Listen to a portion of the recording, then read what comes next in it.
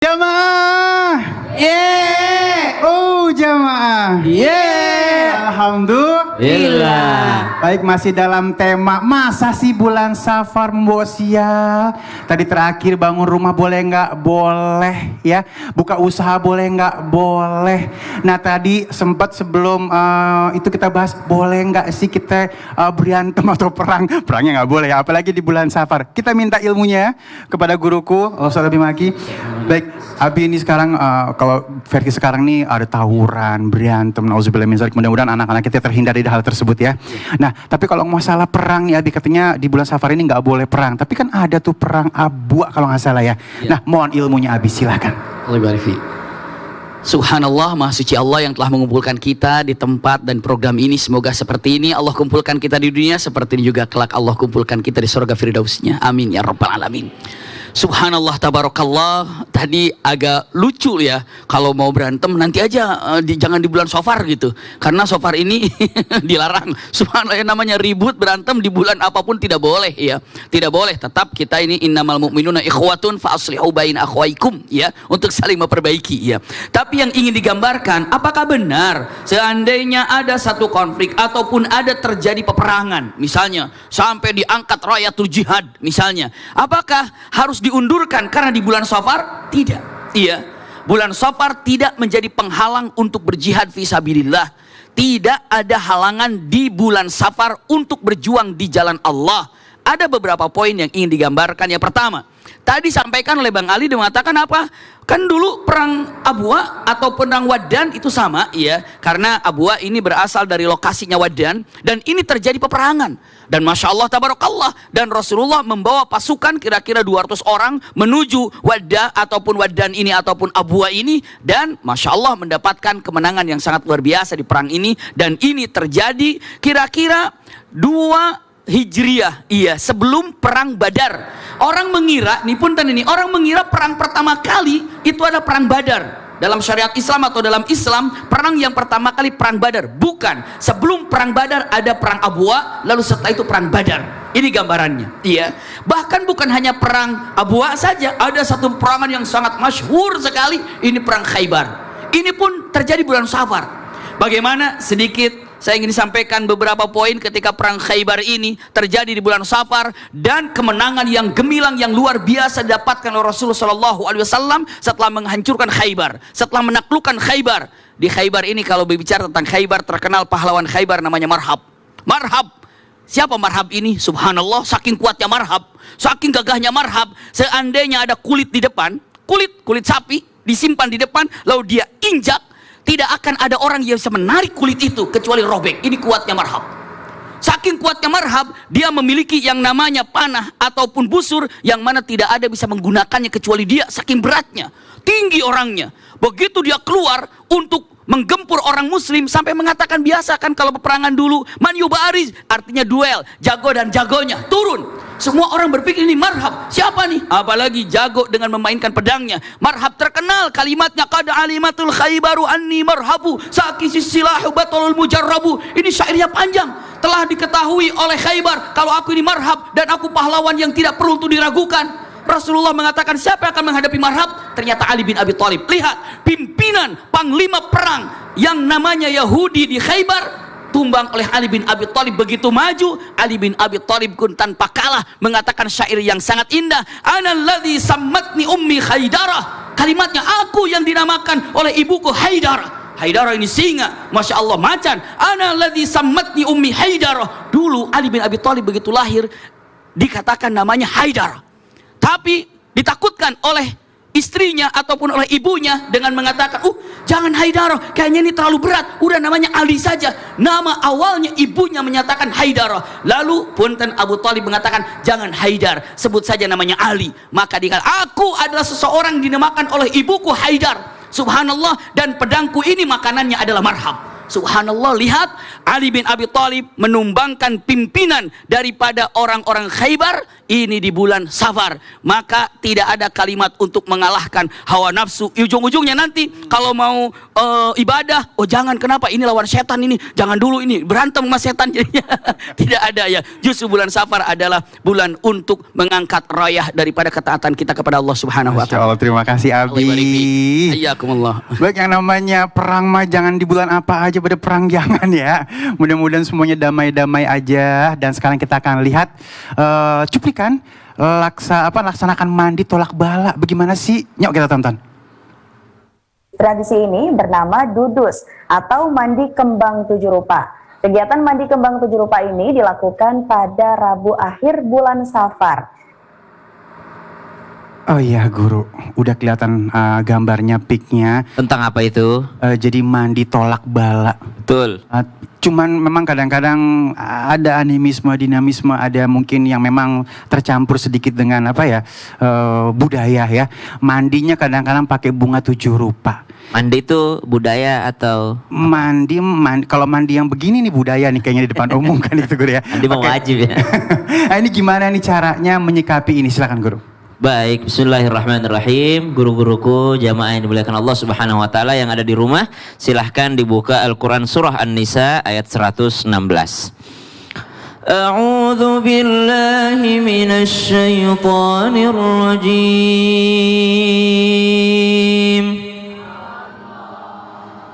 Bismillahirrahmanirrahim.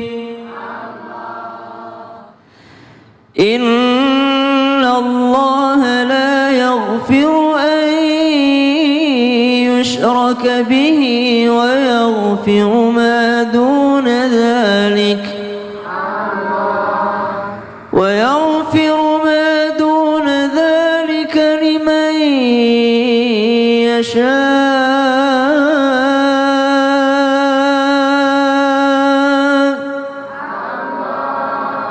Wa man yushrik billahi faqad dhalla dhalalan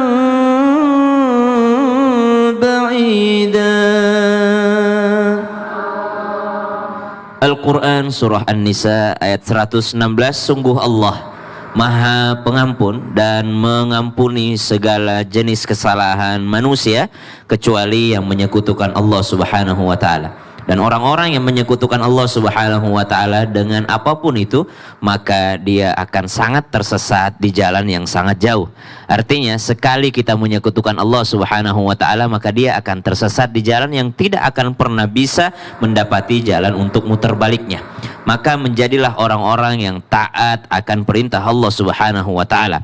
Berbicara tentang hari Rabu terakhir, kalau orang Jawa bilangnya Rabu Wekasan.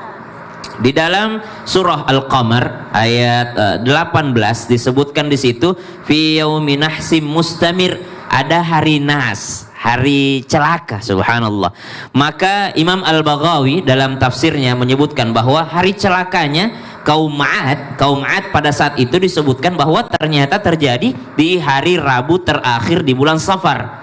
Ya, celakanya sehingga diturunkan azab kepada mereka, diturunkan bencana kepada mereka. Imam Al-Baghawi mengatakan bahwasanya itu terjadinya di hari Rabu terakhir bulan Safar. Makanya terjadi kepercayaan bahwa hari Rabu terakhir di bulan Safar atau biasa kita sebut dengan Rabu Wekasan itu memang Allah menurunkan bencana di sana. Menurut tafsir Al-Baghawi, disalahartikan sama orang bahwasanya setiap hari Rabu Wekasan terjadi, padahal Rabu itu doang terjadi pada saat kaum Ad diadab oleh Allah Subhanahu wa taala. Kemudian yang kedua, dalam kitab Kanzun Najah disebutkan bahwasanya Allah Subhanahu wa taala melalui wali-wali Allah yang kasyaf, yang terbuka gitu kan, di alam gaib gitu, mereka melihat bahwasanya Allah menurunkan 320.000 penyakit di hari Rabu terakhir di bulan Safar. Maka pada hari itu disunahkan sholat sunnah 2 rakaat, kemudian membaca surah Al-Takatsur ya sebanyak 17 kali di setiap rakaatnya, kemudian membaca surah Al-Ikhlas, Al-Falaq, An-Nas. Kalau sholatnya ini diniatkan sholat sunnah mutlak, maka tidak ada masalah. Kalau diniatkan sebagai sholat sunnah biasa maka tidak ada masalah. Yang menjadi kekhawatiran sesuai dengan muktamar NU, muktamar para ulama misalnya, mereka mengatakan bahwasanya ini tidak boleh dijadikan landasan dalil untuk setiap hari Rabu Wekasan melakukan yakni tolak bala. Mestinya kita tolak bala setiap hari. Makanya kita ada zikir pagi petang, karena kita tidak pernah mengetahui setiap hari itu ada manfaat dan ada mafsadat. Kadangkala manfaat untuk kita tapi mafsadat bagi orang lain. Kadangkala kita merasa ini hari sialku tapi hari keberuntungan bagi orang lain. Jadi tidak bisa disamaratakan hari sialnya orang, dan itu harus dihilangkan kepercayaannya. Tapi kalau ada orang yang pada hari itu bersyukur, ada orang pada hari itu mandi, ada orang pada hari itu untuk bersih-bersih, maka tidak ada masalah. Yang penting jangan diyakini sebagai sesuatu yang wajib untuk dilakukan. Allahu ta'ala. Makasih guru ilmunya. Baik. Mandinya juga ada aturan, nggak boleh campur baur laki-laki perempuan gitu. Jadi kemana-mana ntar kita Betul. pemahamannya. Baik. Sama-sama. Jadi kalau misalnya masalah tolak bala, banyakin sedekah, banyakin zikir, mudah-mudahan balanya nggak datang, berkahnya yang datang. Amin ya rabbal alamin. Ustadz Maulana, ilmunya lagi dong. Iya, ini Apalagi banyak banget gosip. siapa? Katanya nih ya tanggal 2024 bakal datang penyakit lagi gitu kan ya. Ya kan 2024 Ada gosip 2024 ada penyakit lagi. Nah, ada juga yang bilang kalau bulan Safar ini juga diturunkannya penyakit yang akan merasuk ke dalam diri kita, dan Rasulullah Shallallahu Alaihi Wasallam udah nurunin obatnya juga. Ini sebenarnya pemahamannya bagaimana? Silahkan guruku. Baik, bismillahirrahmanirrahim. Allahumma shalli ala sayyidina Muhammad wa ala sayyidina Muhammad. Izin kepada guru-guru kami yang ada di sini termasuk yang ada di rumah. Mohon maaf tanpa menggurui. Bismillahirrahmanirrahim. Wala haula wala quwata illa billah. La haula La quwwata illa billah. Tidak ada yang terjadi, pasti itu semua kehendak Allah. Tidak ada daya dan upaya kita. Semuanya adalah kecuali bantuan dari Allah. Nah, kalau berbicara, ada nggak ada namanya wabah 100 tahun, wabah COVID yang kemarin kita rasakan? Ternyata saya ke BNP, itulah Badan Penanggulangan Bencana. Saya saya ke sana lihat ternyata riwayat wabah-wabah itu 100 tahun ada wabah ini, ada wabah ini, ada wabah ini per 100 tahun kelihatannya. Jadi itu namanya prediksi atas kejadian. Ibu pernah dengar kata-kata pamali? Itu kan berasal dari fi'il madi. Sesuatu yang pernah terjadi di masa lampau. Jangan duduk di depan pintu, pamali. Karena kalau kau duduk di situ, biasanya orang susah lewat. Jangan nyapu tengah malam. Kenapa? Pamali. Kenapa? Biasanya orang nyesal kalau menyapu malam. Kenapa? Ternyata antingnya jatuh nggak tahu kemana karena sudah disapu.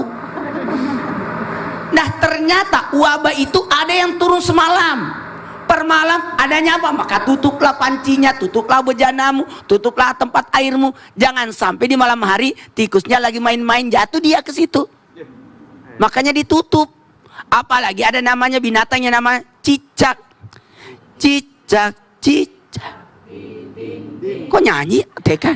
Jadi cicak itu kadangkala sengaja mencari sesuatu yang terbuka, lalu dia buat kotorannya di situ. Bandel banget dia.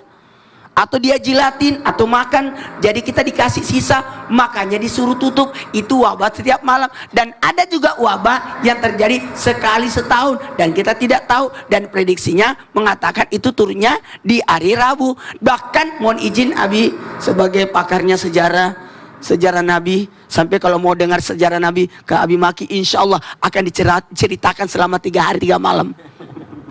Jamaah. Oh jamaah. Dan ternyata kan ada juga peralihan suhu. Makanya kalau maghrib masuk, semua masuk kalau maghrib, anak-anak kecil masuk, karena itu peralihan suhu dari panas ke dingin. Nah, itu luar biasa. Maka mohon izin, dalam satu riwayat disebutkan Nabi diracuni di Rabu terakhir, sehingga dikatakan Rabu terakhir itu sangat tidak disukai. Mohon izin, makanya tolak balanya pakai mandi. Betul kata Ustaz Sam, tergantung mandinya. Kalau saya alhamdulillah mandi tiap subuh itu mandi pakai kembang 7 rupa. Karena sabun yang saya beli yang ada 7 rupanya. Itu pun saya dikasih. Jamaah. Berbicara jadi itu mungkin pengharumnya. Maka tergantung bagaimana. Ada nggak tolak balanya? Ada, betul. Tasaddaqu fa inna sadaqakum fikakum minan nar. Sedekah itu penolak bala. Kalau ada orang marah, kita sedekah, nggak jadi marah dia. Benar, kasih Itu tolak bala. langsung diem dia. Langsung senyum juga, tolak bala. Iya. Betul tidak? Menyapa ada orang marah sama kita tapi assalamualaikum, nggak jadi marah dia. Iya, karena dia udah mundur ini. tinggal pergi. Baik, alhamdulillah semakin terang dengan ilmu yang diberikan oleh guru-guru kita, masya Allah ya. Baik Abi, masih ada sedikit lagi nih pertanyaan. Mudah-mudahan akan semakin terang benderang dan semakin cinta kita kepada bulan Safar ini ya. Baik guruku yang dimuliakan Allah Subhanahu Wa Taala. Mitos ini kadang-kadang udah susah untuk dikasih tahu gitu ya. Bahkan sudah melekat di dalam diri kita. Gimana sih kita untuk memupuskan mitos ini sehingga akhirnya mereka semuanya bisa paham bahwa segala sesuatu ini salah. Silakan Nabi. Ya. Bismillahirrahmanirrahim. Allahumma salli ala Sayyidina Muhammad wa ala ali Sayyidina Muhammad. Masya Allah, tabarakallah. Ketika ingin menghilangkan mitos yang sangat sudah mengakar, bahkan ini sejak dulu ya, cek baik-baik, harus tahu betapa sakitnya ataupun Allah Subhanahu wa Ta'ala mengatakan kata-kata gini. Ini tolong camkan baik-baik oleh kita semuanya. Iya, kalimatnya yu'dhini ibnu Adam. Kata Allah ini, hadits kursi, yu'dhini ibnu Adam yasubbu dahra wa ana dahr. Kalimatnya, anak Adam telah menyakitiku karena dia telah menghina harikah ataupun bulankah ataupun waktukah atau tahunkah. Aku sakit hati ketika ada seorang hamba dengan mengatakan ini gara-gara bulan Safar, ini bulan sial. Aku sakit hati, kata Allah. Karena apa? Karena ana dahar, aku yang melakukan semuanya. Aku yang telah menciptakan Muharram, Safar, Rabiul Awwal, Rabiul Tsani. Aku yang menciptakannya. Wa ana uqallibul laila wan nahar. Aku yang telah membolak-balikan siang malam, siang malam. Andai kata ada yang mengatakan Safar ini adalah bulan sial, punten, siapa yang telah menciptakan Safar? Allah. Kalaulah seandainya bunda sekarang membuat nasi liwet misalnya buat kami semuanya. Begitu nasi liwet datang, kita katakan nggak enak liwetnya ini, bawa penyakit liwet ini. Kami bukan menghina liwet, tapi sedang menghina pembuat liwet itu. Kami sedang menghina ibu-ibu yang membuat makanan itu. Jadi kalau mengatakan liwetnya nggak enak ini, liwetnya nggak bagus ini, bukan liwetnya yang dihina, tapi yang sedang dihina siapa? Yang membuat nasi liwet itu. Itulah kalimatnya. Ini Safar ini adalah bulan sial, nggak boleh itu, nggak boleh ini. Pertanyaannya, siapa yang telah membuat Safar ini? Allah. Berarti Anda telah menghina Allah Subhanahu wa Ta'ala. Ini gambarannya. Iya. Maka apa yang harus dilakukan?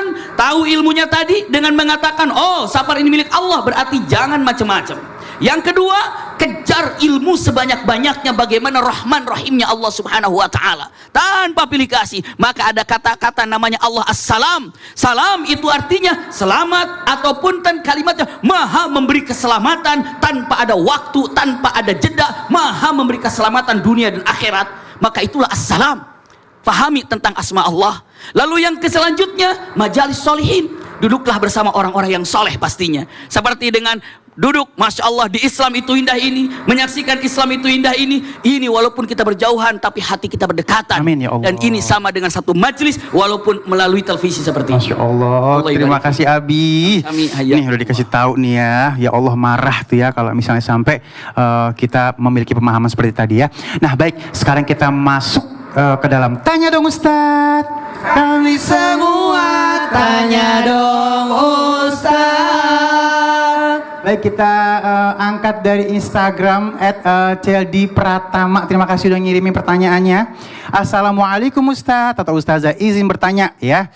Keluarga saya dan warga sekitar masih sangat percaya dengan tradisi di bulan Safar ini. Tapi saya sendiri tidak percaya katanya dengan mitos dan tradisi ini. Namun saya ini dipaksa untuk percaya kata dia dan ikut merayakan tradisi kayak kasih sajian ke para leluhur. Saya harus bagaimana menolak dan terhindar dari tradisi bulan Safar ini? Baik, Ustadz Syam, ini silakan. Ini pertama, kasih sesajen kepada leluhur udah mutlak hukumnya haram. Tidak boleh ngasih sesajen kepada leluhur karena makanannya orang mati bukan lagi nasi. Makanannya orang mati adalah pahala. Jadi yang boleh adalah bikin makanan, undang orang, kasih makan orang, niatkan pahalanya untuk yang sudah mati. Itu yang benar. Jadi kalau ada orang meninggal lalu makan-makan kita di rumahnya, di rumah bukan di kuburan ya, makan-makan kita di rumahnya, acara takziah, itu boleh dalam rangka sedekah makanan atas nama orang yang sudah meninggal dunia. Itu yang benar. Bukan makanan itu dilarang, jangan kau makan, ini untuk nenekmu ini, untuk kakekmu ini, jangan kau makan. Subhanallah. Itu yang tidak boleh. Berarti kita kasih sesajen kepada orang yang sudah meninggal dunia, ataupun kita percaya akan jin, dan ini diharamkan bagian daripada kesyirikan. Maka yang ketiga, dipaksa mempercayai mitos. Udah tahu mitos, kenapa dipaksa untuk mempercayai?